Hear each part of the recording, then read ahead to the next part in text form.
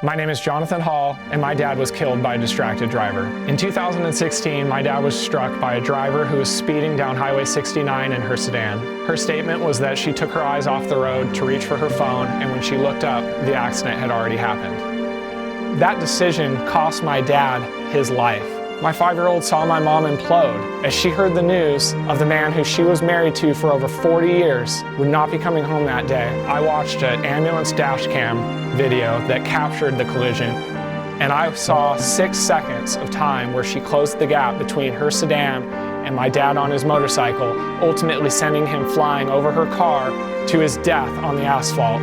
I watched as he tumbled to a stop, cars trying to avoid his body in the middle of the highway. I watched as they transported him to Yavapai County Medical Center, where he ultimately was airlifted and died in the helicopter. That cost rippled and affected everybody in my family, the first responders that responded that day to the accident. It affected everyone all the way down to my 5-year-old, who was at my mom's house when the police officer showed up with a Ziploc bag containing my dad's broken sunglasses, his shoes, and his wallet. The woman that hit my dad was cited with 28701A, failure to control your speed to avoid a collision. She paid that speeding ticket and she was driving the next day. We buried my dad at Greenwood Cemetery the next day. Those are costs that we're going to be paying for the rest of our life. And it's because somebody made a selfish decision to prioritize whatever was going on their phone over the life of my dad. Think about the people that we share the road with. Think about their lives, their families, their grandkids. I'll never get my dad back. I can remember the last time I hugged him. My mom goes to bed alone at night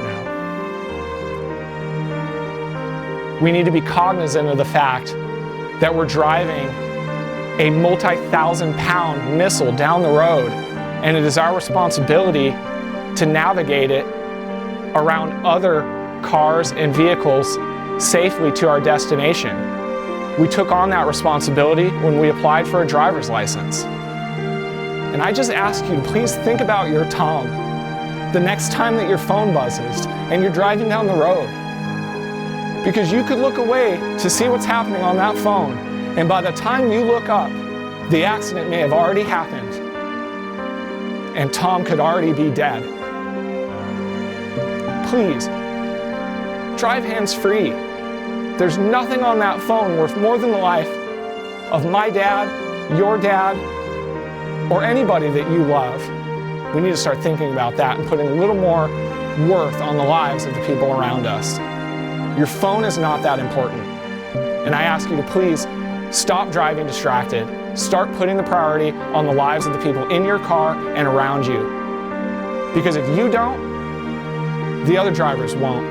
And it may be you that gets hit by the car who's distracted, and it may be your family that's trying to pick up the pieces when they're left behind without you.